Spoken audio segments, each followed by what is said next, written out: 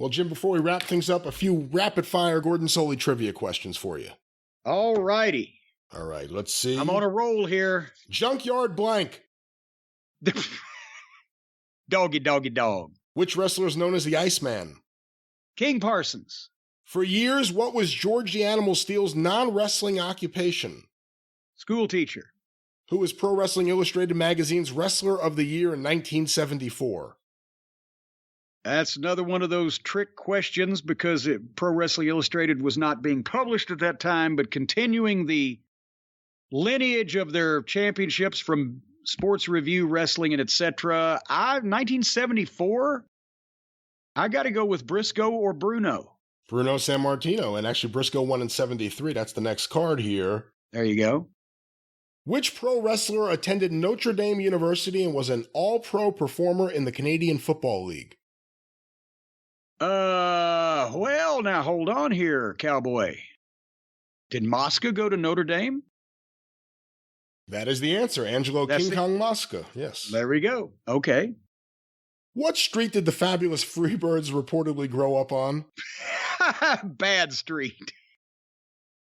Actually, it was right down from Soddy Daisy, which is up above Chattanooga. The blank Adrian Street.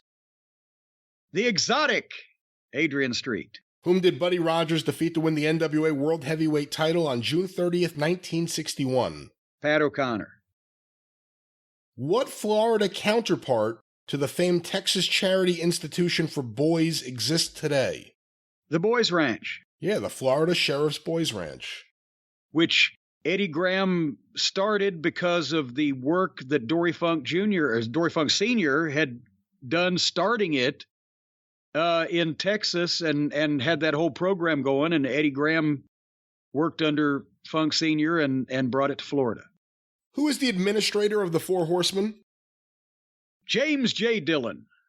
Blackjack Lanza is the brother of the late Italian song stylist Mario Lanza. True or false? False.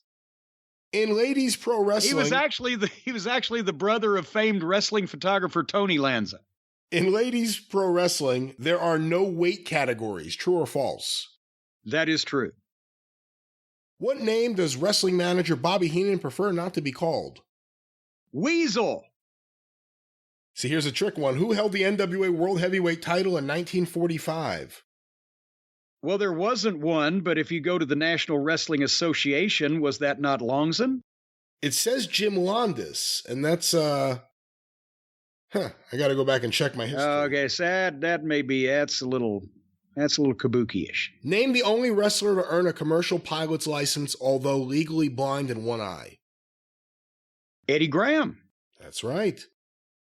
At one time, as a novelty, wrestling combatants fought each other in a molasses-covered ring. True or false? True. True, in the late 1930s. What do you think that says? I have a lot of pictures in my collection, and I know there are ones out there. You see a lot of gimmick matches from that period of time, like in small little bars and stuff, from like the late 30s. Yeah. What does that say? During the Depression. They were doing everything trying to get, it was during the Depression, and they wanted something that would be different, it would stand out, it would get people's attention. It wasn't like, we've told stories about Londos and Strangler Lewis and those guys drawing baseball stadium crowds during the Depression. Well, that was them, but the average jack-off wrestling show suffered just like everything else did. So what was it? There was a fishing town in Texas where they filled the ring up with fish, and they did the mud matches for the Hindus, and they did the mud matches with girls, and they did an ice cream match. And, if some local city or municipality was noted for some product that they could wrestle in, they would do that. And it just was, same thing as with the freaks and the geeks during World War II, when a lot of the guys were in service, and, they had to rely on, the Martin the Blimp Levy. He's 600 pounds. Come see him. He can't move, but he'll fall on somebody. Or the monsters, the French Angel, the Swedish Angel, all the The ugly people, the freaks and the geeks, carried the business in a lot of cases in a lot of places during World War II where Longson wasn't. That's why, St. Louis was the biggest drawing city in the United States for pro wrestling during World War II because of Bill Longson, and Toronto wasn't far behind it because of Bill Longson. But everywhere he couldn't appear or there were different promotions, they started doing gimmicks, and that carried the business through the latter part of the Depression and the World War II years and the drought in New York until television came around and gave everything a shot in the arm again. And again, the reason I question Landis isn't even that he held the NWA, the National Wrestling Association title. I don't even think he held that title around then. I think he had like an outlaw version of the title. Yeah, and that's there was, probably some publicity put out as him as a world champion was something, and they got that for Gordon's. I don't think Gordon sat there and wrote down every single one of those questions. I bet he had a researcher. Who wrestled collegiately at the University of Buffalo, born Don Beetleman? Don Curtis. That's correct. Which college... See, this one ain't right. Which college, famous for its professional wrestling alumni, did Dick Murdoch attend? Well, they're going for West Texas State. Yes, they are. But obviously, as we now know, Murdoch never went to West Texas State. He just told everybody he did so believably that they started letting him come and play in the alumni games. He'd never played a goddamn down of football for West Texas, but he played in the alumni games and was better than most. It's interesting how they cover this. Jim, what is Ronnie Garvin's relationship to Jimmy Garvin? Well, legitimately, he's his stepfather, but what do they say there? It says stepfather. I'm surprised they actually would put that there. There you here. go. They were supposed to be brothers. TV commentator Gordon Soley was the first to announce a match in the dark due to a power failure. True or false? I'm going to say false just because if there was a power failure, how do you have a PA or television equipment? Exactly. False it is. Vern Gagne played 4 professional football games before turning to pro wrestling in 1949. Name the team.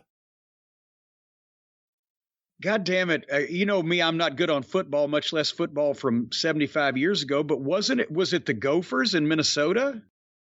Or is that's the college team, Minnesota Gophers? It says the Green Bay Packers. It's entirely possible, but I have no idea.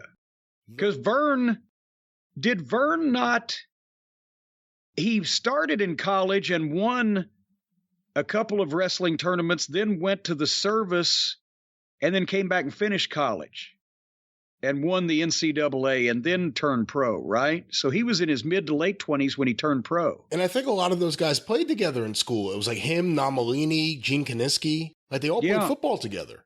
Yeah. Wilbur Snyder, Joe Blanchard, Gene Kaniski, and somebody else were all on the same Canadian football team.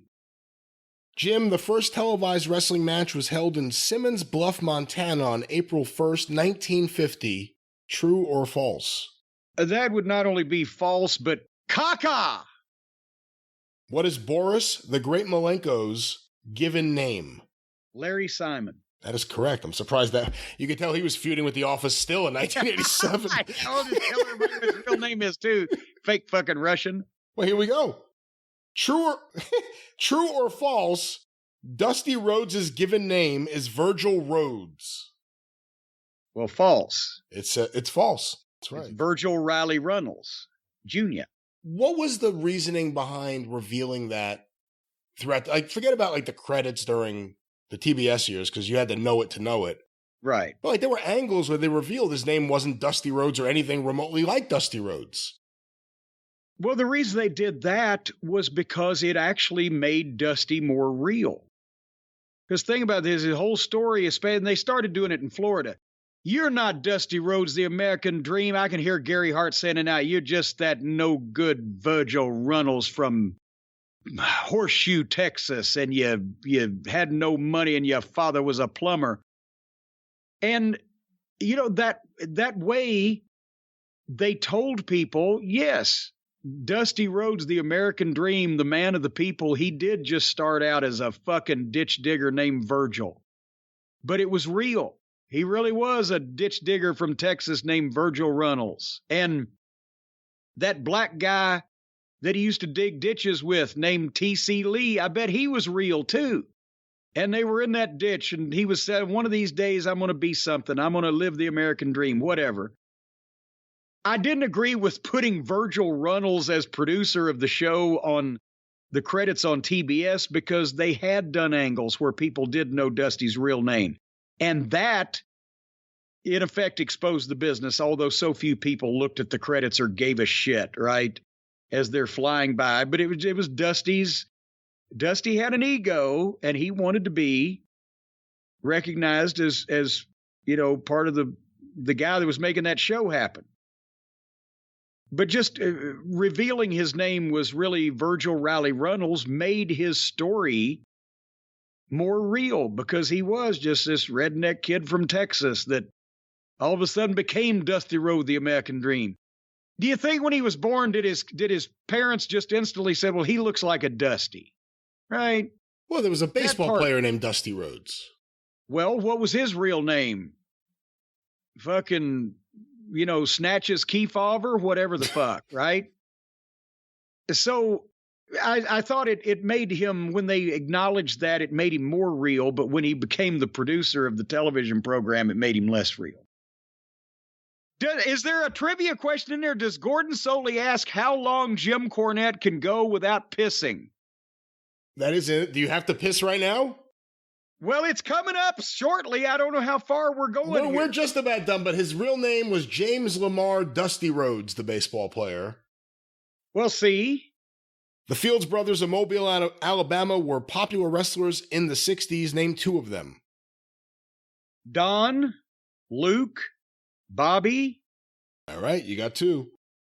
What is the penalty? Wait, what do you mean? There was those all three were people that I mentioned. They have here just three: Lee, Don, and Bobby.